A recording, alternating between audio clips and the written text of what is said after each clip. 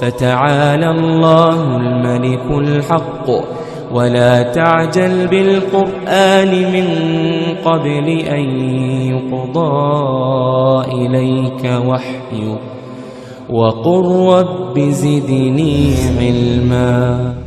Ketika Nabi lalu kemudian mengatakan afdalu nisa'in ahlil jannah Khadijah bintu Khuwailidin wa Fatimatu bintu Muhammadin wa Maryamu bintu Imran wa Asiyatu bintu Muzahim imra'atu Fir'aun.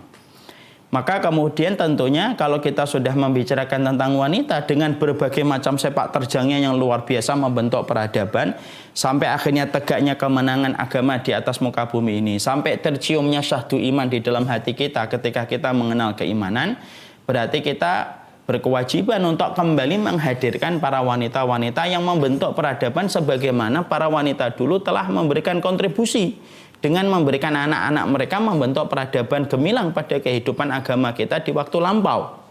Nah sekarang role modelnya siapa?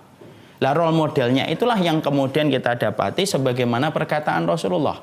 Rasulullah tahu wanita ini butuh contoh.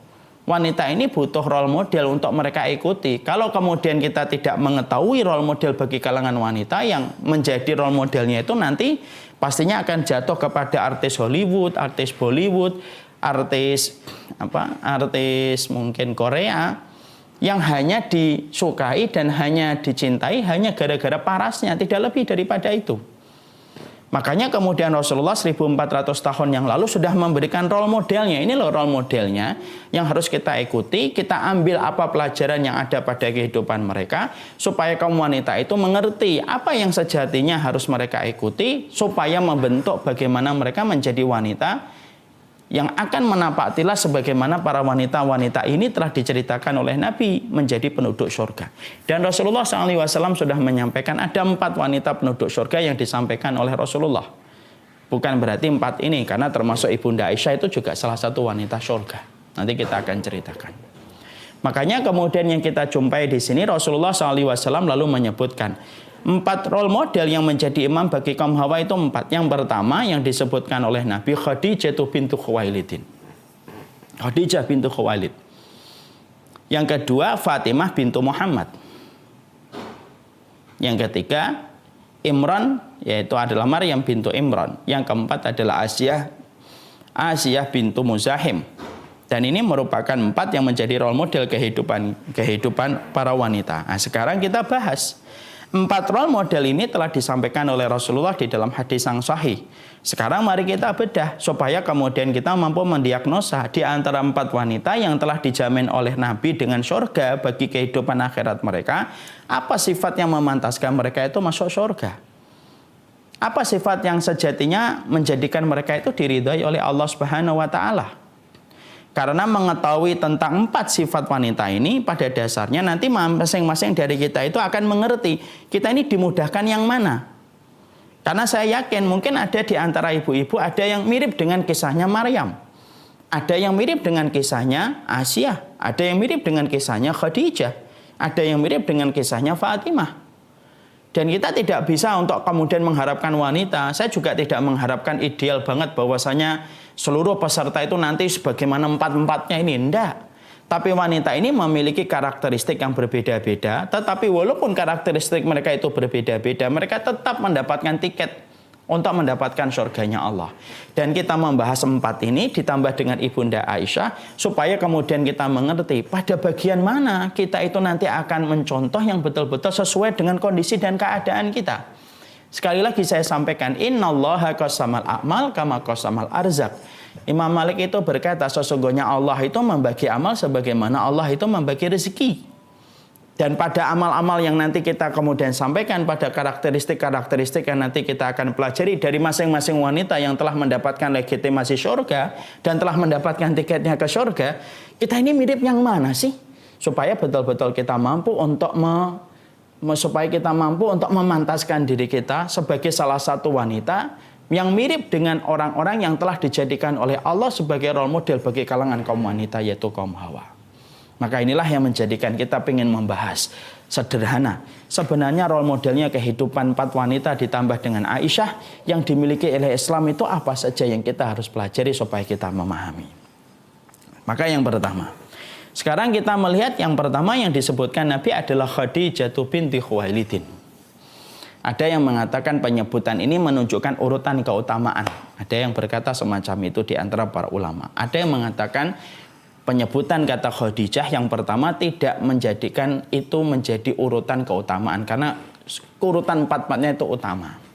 Nah sekarang kita urutkan sesuai dengan apa yang disampaikan dan disabdakan oleh Rasulullah di dalam kalamnya. Yang pertama, Khadijah binti Khuwailid. Sekarang mari kita lihat Khadijah binti Khuwailid. Saya tidak membahas tentang sirahnya Ibunda Khadijah.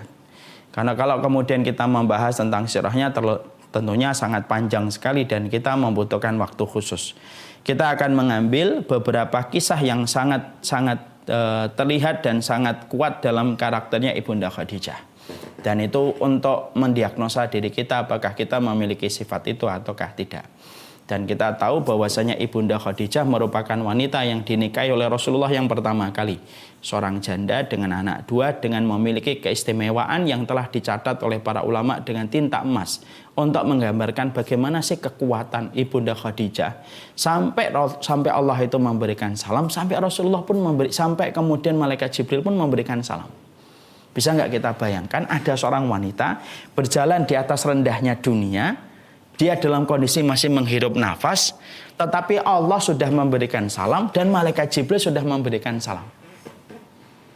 Kita bisa bayangkan ini. Inilah kedudukan wanita yang sejatinya. Puncak karirnya wanita itu adalah ketika mendapatkan keridhaan dari Allah. Jadi puncak karirnya wanita bukanlah mereka di kantor. Puncak karirnya wanita bukanlah ketika mereka menjadi presidir. Bukanlah ketika mereka S3. Bukan itu. Puncak dari karirnya seorang wanita itu kalau sudah mendapatkan keridhaan dari Allah, persis sebagaimana yang pernah dilalui oleh Ibunda Khadijah. Ketika Nabi mengabarkan kepada Khadijah bahwasanya Allah itu memberikan salam, hatta Malaikat Jibril pun memberikan salam kepada Ibunda Khadijah. Nah sekarang apa sih karakteristiknya Ibunda Khadijah yang dibahas oleh para ulama sirah? Setidaknya ada 4 yang sangat kelihatan dari Ibunda Khadijah.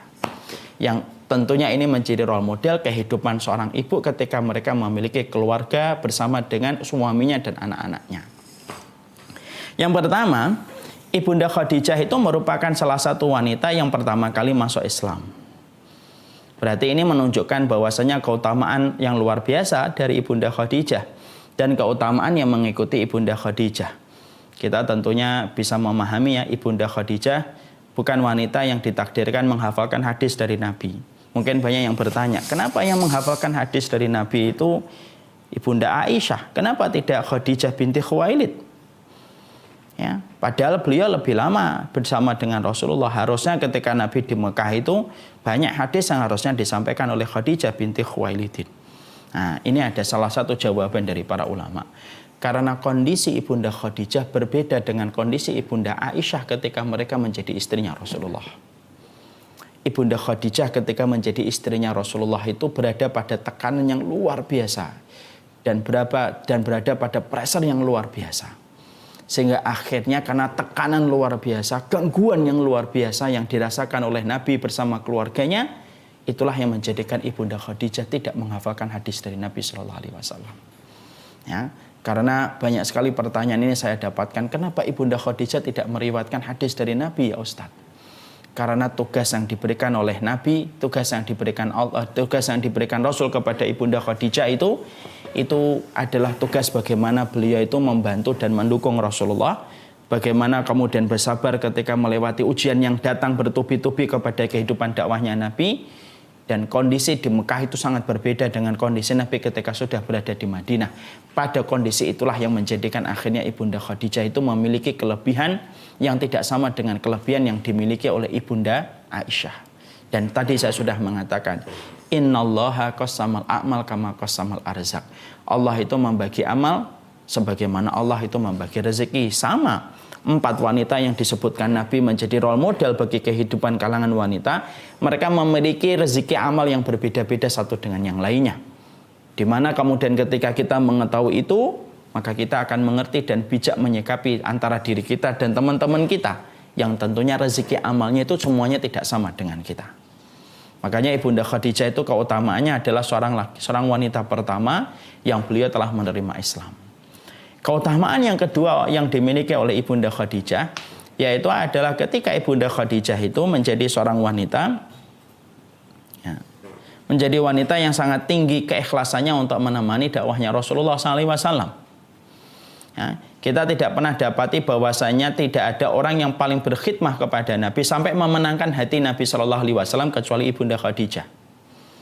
Saya belum pernah saya tuh begitu kagum sekali dengan ibu kita yang satu ini. Ibu kita Khadijah itu luar biasa ketika beliau itu menemani dakwahnya Rasulullah SAW. Khidmahnya beliau kepada Nabi itu bukan khidmah yang biasa, tapi khidmah yang terbaik. Kita dapati bagaimana Ibunda Khadijah habis uangnya untuk membantu dakwahnya Rasulullah SAW. Dia yakin ketika seluruh umat pada zaman itu mengingkari apa yang disampaikan oleh suaminya, yaitu adalah Muhammad SAW, dan begitu tulus beliau itu kemudian menemani dakwahnya Ibunda Khadijah, menemani dakwahnya Rasulullah SAW. Makanya saya kemudian sampai betul-betul memikirkan, saya itu pernah mencoba untuk menggali kitab. Kenapa Ibunda Khadijah itu menjadi pemenang hatinya Rasulullah? Bahkan ketika antara Ibunda Khadijah dengan Ibunda Aisyah itu kemudian disandingkan namanya apabila mereka dua-duanya hidup, maka kecintaan Nabi kepada Ibunda Khadijah itu lebih besar daripada kecintaan Nabi kepada Ibunda Aisyah. Padahal kalau kita sandingkan Ibunda Aisyah dengan istri-istri yang lainnya, dengan Zainab, dengan kemudian Maria Qibtiyah dan para istri-istri Nabi yang lainnya, maka pemenangnya adalah Ibunda Aisyah. Tapi kalau Ibunda Aisyah ditarik untuk disandingkan dengan Ibunda Khadijah, pemenang hatinya Nabi itu tetap Ibunda Khadijah. Maka kemudian saya menjumpai di antara perkara yang menjadikan Nabi Muhammad SAW itu betul-betul jatuh cinta kepada Ibunda Khadijah, walaupun parasnya bukan yang paling cantik di antara para istrinya Nabi, maka sesungguhnya yang menjadikan jatuh hatinya Rasulullah kepada Ibunda Khadijah itu adalah bagaimana pengorbanan yang telah diberikan oleh Ibunda Khadijah. Dia itu merelakan zona nyamannya Ibunda Khadijah dalam kondisi dia berdagang, dan zona nyamannya Ibunda Khadijah ketika berada di rumah untuk diberikan sepenuhnya kepada Rasulullah. Makanya rumahnya Ibunda Khadijah itu menjadi rumah yang paling sering dimasuki oleh para sahabat ketika para sahabat itu masuk Islam dan bertanya Islam kepada Nabi. Padahal kita paham ya, zona nyaman kalangan wanita itu adalah rumahnya. Teritorial paling sensitif yang sangat dijaga oleh kalangan wanita itu rumah. Makanya akhirnya kita mendapati kenapa Rasulullah itu mengabarkan kepada Ibunda Khadijah bahwasanya Ibunda Khadijah itu mendapatkan satu rumah di surga, yang sifat rumah di surga itu disifati oleh Nabi dengan dua. La nasab, tidak ada keletihan pada rumah itu wahai Khadijah, dan tidak ada suara kegaduhan pada rumah itu. Yang membuat kita akhirnya berpikir, Imam Nawawi sampai menjelaskan, kenapa sifat rumah yang diberikan oleh Allah kepada Ibunda Khadijah disifati oleh Allah dengan dua, yaitu adalah tidak ada kelelahan, dan yang kedua tidak ada kegaduhan dan keramaian. Maka Imam Nawawi menjawab, untuk menggantikan kelelahan Ibunda Khadijah ketika di dunia, ketika menemani dakwahnya Rasulullah, karena wanita yang paling letih menemani dakwahnya Rasulullah di awal Islam itu Khadijah. Dan yang kedua, kenapa tidak ada kegaduhan pada rumahnya Ibunda Khadijah? Untuk menggantikan kegaduhan yang didapatkan dan keramaian yang diperoleh Ibunda Khadijah ketika dia telah membuka pintu rumahnya didatangi para sahabat. Dan kita tahu ya, rumah itu zona nyaman yang paling dicintai oleh wanita. Makanya Masya Allah, itulah bukti. Maka kemudian akhirnya Ibunda Khadijah itu betul-betul luar biasa memberikan yang terbaik kepada Nabi SAW. Bukan hanya hartanya, sampai zona nyamannya dia berikan kepada Nabi Muhammad SAW. Nabi Muhammad tidak bisa membalas apa-apa, kecuali Rasulullah memberikan khidmah kepada Ibunda Khadijah, dan Rasulullah mengatakan dan selalu menghibur Ibunda Khadijah dengan kata-kata surga. Yang dilakukan Nabi itu menghibur dengan surga, janji-janji Allah dengan surga. Tetapi itu dibeli oleh Ibunda Khadijah. Janji yang disampaikan Nabi itu dibeli oleh Ibunda Khadijah dengan pengorbanan yang beliau berikan kepada Rasulullah. Bahkan kita bisa bayangkan, Rasulullah itu sebelum beliau diutus menjadi seorang Nabi, sebelum beliau diutus untuk menjadi seorang Rasul, Masya Allah, yang kita dapati bahwasanya Nabi Muhammad itu bertahanus ke Gua Hira. Tahanus itu sebuah kegiatan ketika dia naik ke puncak, ke gunung Hira, ke bukit Hira, lalu kemudian berdiam diri ketika malam, paginya pulang. Dan itu merupakan satu kegiatan yang asing pada saat itu untuk dilakukan. Kenapa? Karena rata-rata laki-laki pada zaman itu tuh mereka itu berkumpul-kumpul melakukan aktivitas yang tidak bermanfaat. Bahkan ketika Rasulullah itu balik ketika paginya dalam kondisi gemeter, Ibunda Khadijah tidak kemudian berkata, loh kan, pulang-pulang gemeter, kamu sih kegiatannya aneh-aneh malam-malam ke gua. Enggak. Maka kemudian langsung diselimuti oleh Ibunda Khadijah. Ibunda Khadijah mencari pendeta untuk menceritakan apa itu. Untuk kemudian ahlul kitab, dia mencari ahlul kitab untuk bertanya tentang apa yang terjadi kepada suaminya. Membuktikan kepada kita. Yang menjadikan Ibunda Khadijah itu diberikan salam oleh Rasulullah SAW itu apa? Pengorbanan dan ketulusan beliau mendampingi Rasulullah sampai memberikan zona nyaman yang dia miliki. Perdagangan, rumahnya, dan semua yang dia miliki itu diberikan total kepada Rasulullah SAW. Dan itulah yang menjadikan Allah membeli perniagaan itu dengan surga. Makanya saya itu berulang-ulang sering saya menyampaikan, kalau kita berbuat baik kepada suami kita, karena mengharapkan kebaikan suami kita, mungkin kita akan sering kecewa. Tapi kalau kita berbuat baik kepada suami kita, karena kita tahu di balik suami kita ada surga, itulah sejatinya mereka yang meneladani sikapnya Ibunda Khadijah ketika menemani dakwahnya Rasulullah SAW. Makanya pantas putri-putrinya beliau itu rata-rata bergelar dengan kabar-kabar surga yang dijanjikan oleh Rasulullah SAW. Dan putri-putrinya Ibunda Khadijah itu putra-putrinya dalam kondisi salih dan dalam kondisi salihah. Karena apa? Keberkahan dari seorang wanita yang tidak pernah putus untuk mengharapkan ridho dari suaminya yang bernama Muhammad bin Abdullah. Makanya akhirnya kita dapati sekualitas kayak Fatimah yang juga menjadi wanita di surga. Itu karena didikan seorang wanita surga, akhirnya seorang wanita surga yang bernama Fatimah. Dan itu menunjukkan kepada kita karakteristik seorang wanita itu puncak karirnya adalah ketika dia berkhidmah kepada suaminya dan mendapatkan keridhaan Allah bersama dengan keridhaan suami yang dia peroleh dan dia dapatkan. Ibu-ibu, pernah ibu-ibu mendengar salah satu video saya yang sering saya sampaikan dalam satu kesempatan? Ada seorang wanita yang bertanya dan curhat kepada salah satu syekh, salah satu guru. Wanita itu berkata kepada syekh tersebut, dia berkata, saya punya anak 2. Tetapi anak saya yang pertama itu nakalnya luar biasa dan susah untuk dikendalikan dan susah untuk diatur. Anak saya yang kedua begitu santun, begitu baik dan mudah untuk diarahkan. Syekh ketika mendapatkan curhatan itu, Syekh itu kemudian berkata begini, boleh saya bertanya tentang kehidupan rumah tanggamu?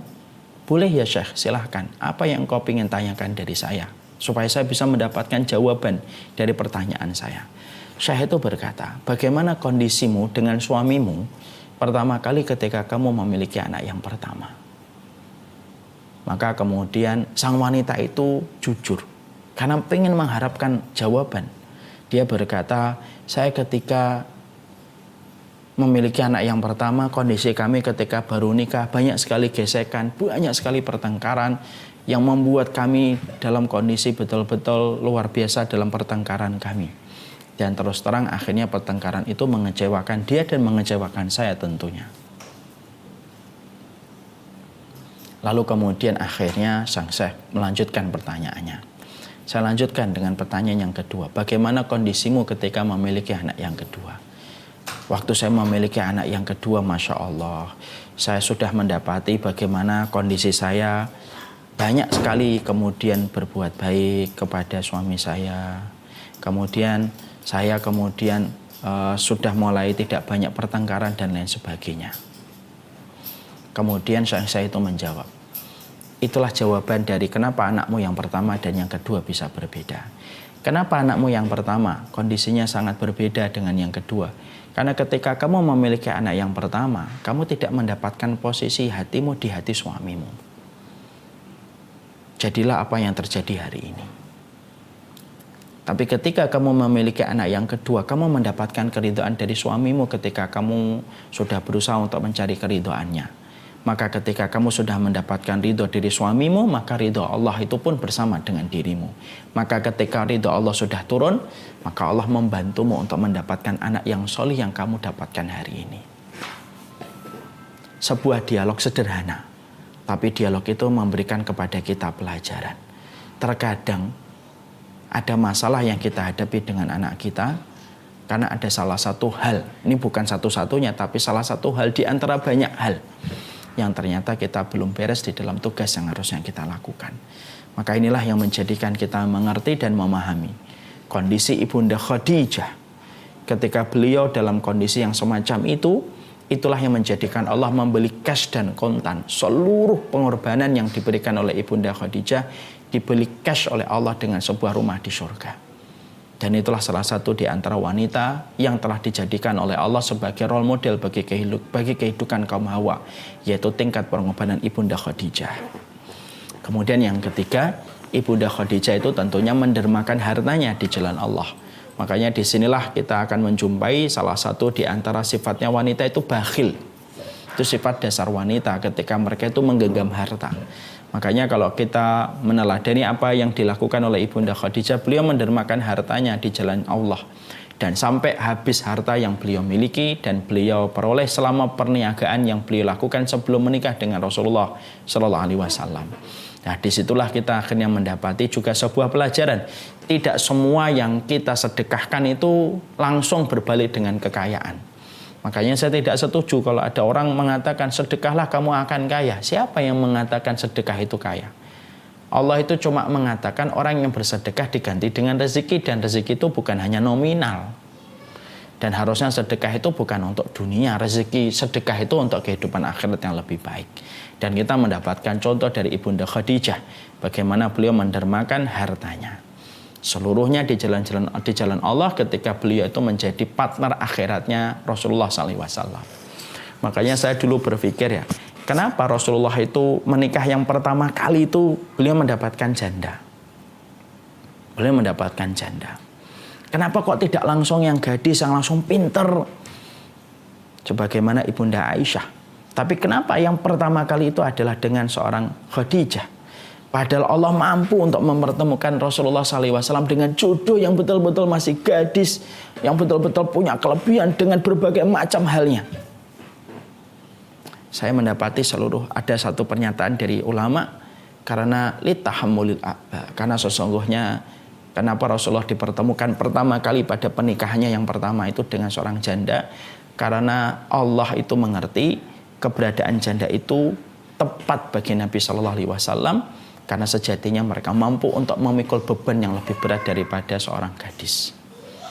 Makanya itulah yang menjadikan kita mendapati ada seorang sahabat Nabi bernama Jabir menikah dengan janda. Ditanya sama Nabi, kenapa kamu tidak menikahi gadis?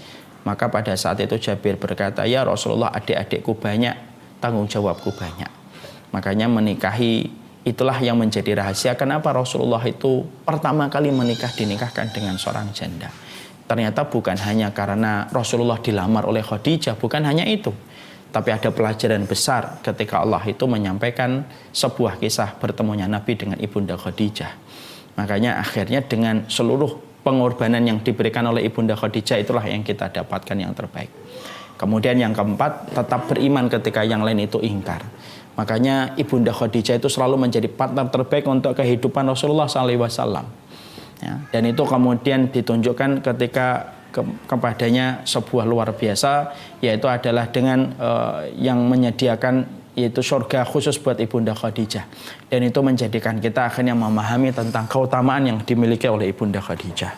Berarti kalau boleh kita ringkaskan, role model kehidupan kaum wanita yang pertama adalah Ibunda Khadijah. Itu sangat kuat bagaimana Ibunda Khadijah mendapatkan kedudukan dan mendapatkan tempat di hatinya Rasulullah SAW. Bagaimana pengabdiannya, pengorbanannya luar biasa. Bagaimana beliau merelakan zona nyamannya beliau ketika menikah dengan Nabi. Karena beliau tahu menikah dengan Nabi itu bukan untuk kesenangan. Beliau tahu betul ketika menikah dengan Nabi itu bukan untuk mendapatkan sukacita. Tapi menikah dengan Rasulullah itu sebuah jalan baginya untuk mendapatkan ridhonya dari Allah. Makanya seorang wanita ketika mereka telah menempatkan pernikahan bukan untuk ajang memuaskan dirinya, Tapi sesungguhnya setiap wanita ketika mereka ngerti betul bahwasanya pernikahan itu bukan hanya masalah biologis, tapi adalah masalah ideologis untuk betul-betul mendapatkan ridhanya Allah, maka sesungguhnya luar biasa keluarga itu akan diridhai oleh Allah Subhanahu wa taala. Nah, itulah yang kita jumpai dari keberadaan Ibunda Khadijah. Sekarang mari kemudian kita lihat berikutnya. Karakternya Ibunda Maryam. Tentunya kita mengetahui bahwasanya Ibunda Maryam itu merupakan salah satu wanita yang dimiliki oleh Islam yang memiliki keutamaan besar. Disucikan oleh Allah Subhanahu wa taala. Sampai Imam Ibnu Katsir itu berkata, sesungguhnya Allah mensucikan Ibunda Maryam itu sampai Allah sucikan, sampai Allah tidak jadikan Ibunda Maryam siklus bulanan kecuali 2 atau 3 kali seumur hidupnya. Setelah itu tidak pernah beliau siklus bulanan. Kenapa? Wa tahharaki. Karena Allah yang mensucikan Ibunda Maryam bintu Imran. Untuk kemudian betul-betul Allah cintai. Tidak ada wanita yang paling Allah cintai pada zaman itu kecuali adalah Ibunda Maryam. Jadi bukan Mona Lisa, bukan siapapun yang menjadi role model, tetapi sesungguhnya itulah Ibunda Maryam. Salah satu di antara keutamaan yang dimiliki oleh Ibunda Maryam itu apa? Menjaga kesuciannya. Seorang wanita yang sangat terjaga kesuciannya. Makanya kalau kemudian kalangan wanita hari ini kita dapati kalau dari kecilnya sudah terjaga kesuciannya, baru balik sudah memiliki rasa malu, tidak mau kelihatan itu ujung rambutnya oleh orang lain. Milikilah bahwasanya anak kita kalau sudah memiliki sifat semacam itu, berarti itulah wanita-wanita yang memiliki keserupaan dengan Ibunda Maryam.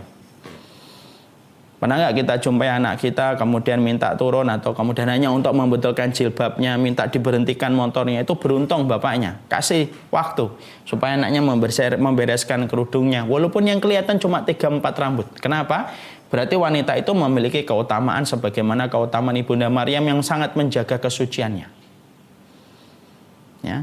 Dan sesungguhnya menjaga aurat dan menjaga kesucian itu merupakan salah satu di antara identitas wanita-wanita surga. Ingatkah kita salah satu wanita surga yang pernah diceritakan oleh Nabi Shallallahu Alaihi Wasallam, seorang wanita budak hitam yang terkena penyakit ayan, yang meminta kepada Nabi supaya disembuhkan oleh Nabi dengan doanya. Lalu Nabi memberikan 2 opsi, in syi'ta da'auti. Kalau kemudian mau, saya akan mendoakan kamu dan kamu akan sembuh. Tapi kalau kamu mau, kamu bersabar, maka kamu akan mendapatkan pahala surga. Wanita itu kemudian memilih, saya kalau begitu sabar ya Rasulullah. Setelah itu dia pergi, baru beberapa langkah dia mengatakan kepada Nabi, cuma saya minta satu ya Rasulullah, kalau saya itu penyakit ayan saya kambuh, sering sekali saya itu kambuh dan tidak sadar kalau ayanku sedang kambuh, dan sering sekali terungkap auratku, yang mana kalau tersingkapnya aurat ketika sedang tidak sadar maka tidak dosa. Tapi karena wanita ini sudah tumbuh keimanan, wanita ini berkata, ya Rasulullah, tolong doakan supaya Allah menutup auratku secara rapat ketika ayanku kambuh, dan aku akan bersabar dengan ayan yang Allah berikan kepadaku. Dan Rasulullah mendoakan. Dan tahukah kita, wanita itu setelah ketemu dengan Nabi, didoakan Nabi, setiap penyakit ayannya kambuh, tertutup auratnya secara rapat dan tidak pernah terbuka. Loh, sampai seorang wanita itu kalau sudah betul-betul tumbuh keimanannya, sampai ketika tidak sadar pun yang difikirkan itu adalah aurat. Padahal itu dalam kondisi apa? Padahal dalam kondisi tidak sadar yang sebenarnya diberikan rukhsah oleh Allah dalam kedudukannya. Makanya kemudian kita mendapati karakternya Maryam bintu Imran itu menjaga kesuciannya. Betul-betul terjaga kesuciannya, dijaga betul supaya kesuciannya ini tidak ternoda dengan apapun. Makanya pantas kalau ada seorang orang tua, seorang bapak, seorang ibu mampu memiliki anak putri 2-3 yang sampai dia jaga kesuciannya sampai menikah, betul-betul itu menjadi sutrah dan penghalang orang tuanya dari api neraka. Kenapa? Cintanya Allah kepada wanita yang menjaga kesuciannya. Cintanya Allah kepada wanita yang mampu menjaga kesuciannya, dan cintanya Allah kepada orang tua yang mampu memberikan anugerah dan kontribusi dengan putrinya yang dia jaga semata-mata karena taatnya orang tua itu kepada Allah. Ya. Makanya sangat menjaga kesucian ini sangat tergantung bagaimana pola kehidupan rumah tangga, terutama kehidupan ayah dan ibunya, terutama kehidupan bapak dan ibunya. Makanya Masya Allah ini, kalau kita ingin mendapati putri-putri kita terjaga, maka kita harus berbagi peran antara istri dengan seorang ayah. Kalau kita ingin menciptakan anak-anak ataupun diri kita sebagaimana Maryam bintu Imran, suami kita ini harus bagaimana singa yang begitu tegas ketika menjaga putrinya. Makanya saya pernah itu dikasih sebuah pertanyaan sama salah satu jamaah saya dekat rumahnya sini. Ustadz, saya itu diprotes sama putri saya. Putri saya berkata, Abi ini terlalu galak. Makanya setiap ikhwan yang datang nggak jadi. Karena Abi terlalu galak. Jangan terlalu galak-galak, Abi. Biar kemudian gampang jodohnya kita. Abinya gelisah dengan ucapan komentar anaknya. Dia tanya sama saya itu dikomentari terlalu galak, Ustadz. Tapi saya galak ini punya alasan. Kalau saya tidak galak sebagaimana singa, anak saya nanti digondol satu-satu, Ustaz. Dan itu akan menjadi kerugian saya. Apakah saya salah ketika saya itu galak sebagaimana singa? Saya ngomong, lu betul Bapak. Bapak ini harus galak sebagaimana singa. Biarkan ibu yang menjadi kucing yang lembut kepada putrinya. Tapi Bapak itu harus galak. Kenapa? Kegalakan dan ketegasan seorang ayah itu menjaga kesucian anak. Makanya kemudian salah satu karakternya Maryam bintu Imran itu apa? Sangat menjaga kesucian. Karena juga memiliki seorang ayah yang sangat menjaga kesuciannya dan memberikan lingkungan yang terbaik. Siapa ayahnya? Imran. Keluarga Imran, keluarga yang terkenal menjaga kesuciannya. Terjaga betul.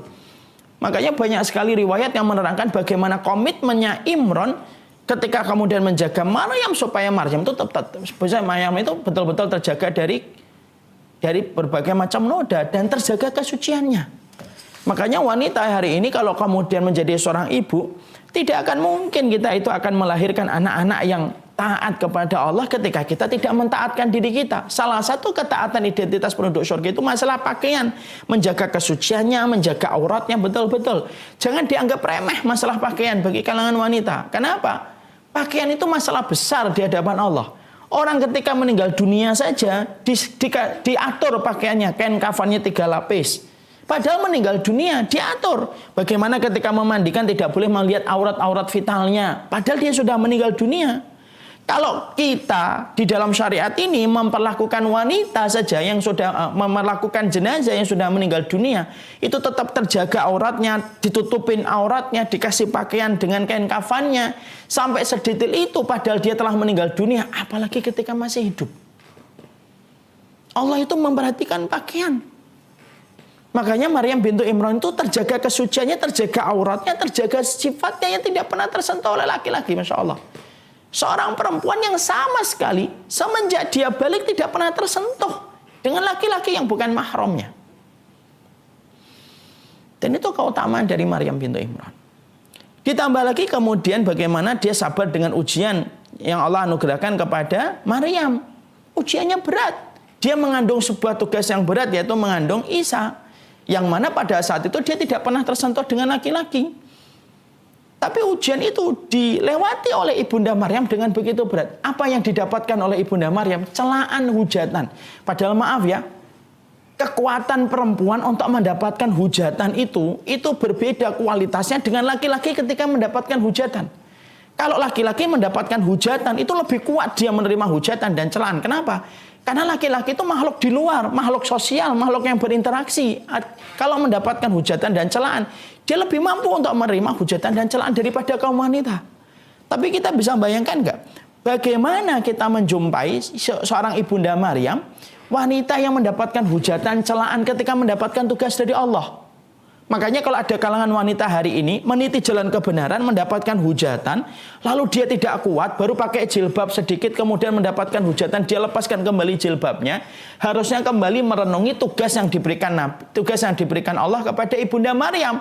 Dia harus kemudian membawa Isa di dalam kandungannya. Pada saat ketika Ibunda Maryam pada saat itu tidak pernah disentuh oleh laki-laki. Dan kita bisa bayangkan narasi apa yang dikatakan oleh Ibunda Maryam kepada orang supaya percaya dengan dirinya bahwasanya dia tidak berzina. Kekuatan logika tidak bisa menerima pada saat itu. Tapi pada saat itulah Ibunda Maryam akhirnya menerima satu tugas. Yang logika itu pada saat zaman itu susah untuk menerima. Bahkan sampai hari ini pun logika tidak bisa menerima. Tapi dihadapi tugas itu dengan berat. Artinya banyak wanita-wanita yang ada di atas muka bumi ini kadang-kadang mendapatkan tugas yang berat. Ada yang tugasnya mungkin tiba-tiba mendapatkan anak autis. Ada yang tiba-tiba mendapatkan tugas dari Allah mendampingi suami seorang pendakwah dengan berbagai macam ritme yang didapatkan. Ada seorang wanita yang tiba-tiba mendapatkan tugas anaknya 1, 2 kemudian memiliki kekurangan-kekurangan yang harus dihadapin. Itu tugas yang Allah bagikan. Maka ketika ada wanita yang semacam itu, maka Allah menjadikan role modelnya itu sebagaimana Maryam. Ini loh Maryam, tugasnya itu berat, tugasnya melebihi logika manusia. Yaitu dia mengandung yang mana dia tidak pernah disentuh oleh laki-laki. Kenapa Allah memberikan role model contoh itu kepada Ibunda Maryam? Supaya menjadi contoh bagi kalangan wanita setelahnya. Karena kalangan wanita setelahnya akan mendapatkan tugas yang sama. Dan kita menjumpai bahwasanya Ibunda Maryam telah menyelesaikan tugasnya. Dan akhirnya pujian Allah itu mengalir kepada Ibunda Maryam. Masya Allah ya. Makanya Masya Allah Ibunda Maryam mendapatkan cobaan itu dan dia bersabar. Saking kemudian bukan hanya sabar. Ibunda Maryam itu sampai memiliki kebeningan hati. Hatinya itu bersih betul Ibunda Maryam itu. Sampai kemudian orang menghujat dia, melempari beliau dengan kerikil. Sampai kemudian dalam surat Maryam dia bersandar ke pohon kurma. Fa'ajahal makhadu ila jinnin akhlati qalat ya laitani mitu qabla hada wa kuntu nasan mansiyah. Dan sampai Ibunda Maryam itu saking beratnya ujian, dilempari batu, diusir, dicemooh, dicela. Karena sudah terkenal sebagai perempuan yang menjaga kesucian, tapi ternyata dia hamil tanpa ada suaminya. Lalu kemudian sampai dia diceritakan oleh Allah bersandar ke pohon kurma. Ketika bersandar ke pohon kurma, beliau sampai berdoa, ya Allah matikanlah saya supaya saya itu dilupakan manusia dan tidak lagi dihiraukan manusia. Imam Qurtubi di dalam kitabnya At-Tadhkirah mengomentari doanya Ibunda Maryam itu, bukan Ibunda Maryam putus asa ketika minta mati, bukan. Imam Qurtubi di dalam kitabnya itu mengatakan Ibunda Maryam meminta mati adalah supaya orang yang mencelanya dan menghujatnya tidak bertambah dosanya. Karena celaan dan dosa yang mereka, karena dosa celaan yang mereka berikan kepada Maryam itu pasti dipertanggungjawabkan mereka di hadapan Allah. Saking bening hatinya. Jadi akhirnya kita mendapati karakternya Maryam bintu Imran itu apa? Memberikan kekuatan kepada para wanita. Kalaupun kamu berjalan di atas rel kebenaran, ketika kamu mendapatkan satu kebaikan dan kebenaran yang kamu ikuti, tugas yang Allah berikan kepada kamu, bersabar di situ. Itulah ujian yang Allah berikan kepadamu, sebagaimana Allah pernah memberikan ujian yang jauh lebih berat daripada ujian yang kamu dapati, yaitu adalah bagaimana Ibunda Maryam harus mengandung Isa. Dan pertolongan Allah itu tidak pernah terlewatkan. Ya, ada yang diuji dengan pengorbanan dia kepada suaminya kayak Khadijah. Ada yang diuji dengan celaan yang dia dapatkan sebagaimana Ibunda Maryam. Makanya pada Ibunda Maryam itu setidaknya dua yang paling menonjol dari Ibunda Maryam. Kesabaran atas tugas yang Allah berikan kepada Ibunda Maryam. Dan yang kedua, kebeningan hatinya Ibunda Maryam. Sampai dia rela mati supaya orang itu tidak bertambah dosanya ketika menambah hujatan dan celaan kepada dirinya. Nah, itulah yang kita dapati dari Ibunda Maryam. Kemudian yang ketiga, yaitu adalah karakternya Ibunda Fatimah. Ini karakter Ibunda Fatimah ini panjang lebar. Tapi saya cukupkan, yaitu karakternya Ibunda Fatimah itu yaitu adalah putri yang sangat patuh kepada orang tua. Jadi sebelum dipetik oleh Ali bin Abi Thalib, luar biasa. Ibunda Fatimah adalah orang yang luar biasa ketika bersama dengan ibundanya Khadijah dan bersama dengan Rasulullah Muhammad. Makanya Masya Allah ya, seorang wanita yang begitu baik dengan ibunya Khadijah. Dalam beberapa buku-buku sirah saya mendapati Ibunda Fatimah sangat memuliakan ibunya. Sangat memuliakan ibunya. Makanya akhirnya beliau menjadi wanita yang lembut. Ingat, seorang anak yang paling lembut sama ibunya adalah orang yang paling lembut hatinya. Dan tentunya tidak akan pernah dijadikan oleh Allah celaka. Wa baram bi walidati wa lam yaj'alni jabbaran syaqiyya. Aku berbuat baik kepada ibuku, maka aku tidak celaka dan aku tidaklah kasar. Makanya kalau kita mencari menantu, Bu, mencari menantu pastikan yang paling baik sama ibunya. Karena menantu yang paling baik sama ibunya itu adalah menantu yang sejatinya dia paling lembut hatinya dan tentunya tidak akan pernah celaka. Dan itulah yang dicontohkan Ibunda Fatimah. Bukan hanya kepada ibunya, kepada bapaknya pun luar biasa. Sampai akhirnya dipetik oleh Ali bin Abi Thalib, orang yang terbaik mendapatkan yang terbaik. Ibunda Fatimah itu keluarga surga. Bapaknya penduduk surga, ibunya penduduk surga, suaminya penduduk surga, anaknya pun menjadi penduduk surga.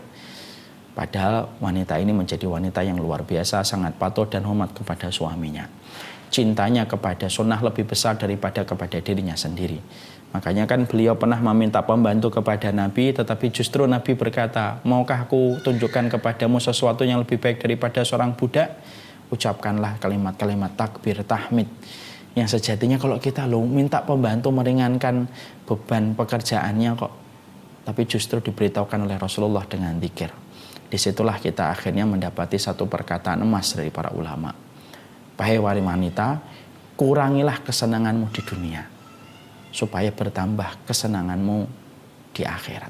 Sekali lagi, kurangilah kesenanganmu di dunia supaya bertambah kesenanganmu di akhirat. Nah, itulah yang menjadikan akhirnya kita mendapati karakternya Fatimah.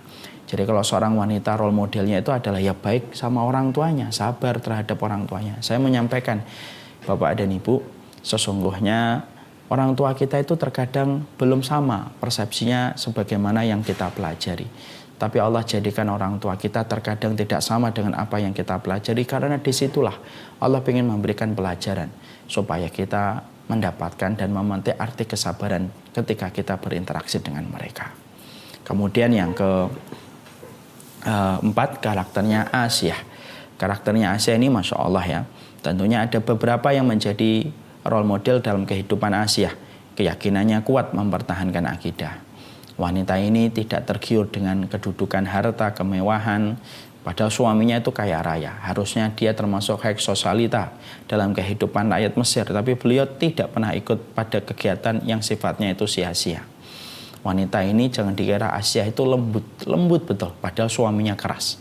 Nah, disitulah kita kadang-kadang mendapati banyak suami kadang-kadang lembut mendapatkan istri yang keras, banyak istri yang lembut tapi mendapatkan suami yang keras. Itu salah satu harmonisasi dalam kehidupan. Tapi yang paling luar biasa yang kita petik dari pelajarannya Asiyah itu apa? Walaupun dia suaminya adalah Fir'aun, itu tidak memadamkan dan tidak melewatkan surga untuknya. Kan banyak kan wanita hari ini kalau mereka menikah gitu, ternyata suaminya tidak sesuai dengan ekspektasi dia, lalu kemudian dia menyalahkan kondisi suaminya. Saya tidak bisa masuk surga gara-gara suami saya begini. Padahal Masya Allah ya, dari kisahnya Asiyah itu kita akhirnya mendapati Asiyah itu hidup pada satu keluarga yang tidak ideal. Suaminya mengaku sebagai Tuhan yang paling tinggi. Tapi itu pun tetap bisa menjadikan seorang ibunda Asiyah mendapatkan ridhonya Allah di tengah keimanan yang dia miliki kepada apa yang dibawa oleh putra angkatnya, yaitu adalah Musa. Ya, banyak wanita hari ini mendapatkan cobaan dari suaminya. Ada suaminya yang berzina, ada suaminya yang minum alkohol, ada suaminya yang tidak mau belajar agama sama sekali. Maka disitulah kalau ada wanita-wanita yang sedang ditakdirkan mendapatkan pasangan hidup yang membawa duri, yang membuat kita terluka, mari belajarlah sebagaimana kisahnya Asiyah ketika melewati badai, bukan hanya gelombang, melewati badai dari suaminya. Tapi tetap surga tidak terlewatkan untuknya, karena dia tahu bagaimana memposisikan dirinya di hadapan Allah Subhanahu wa Ta'ala.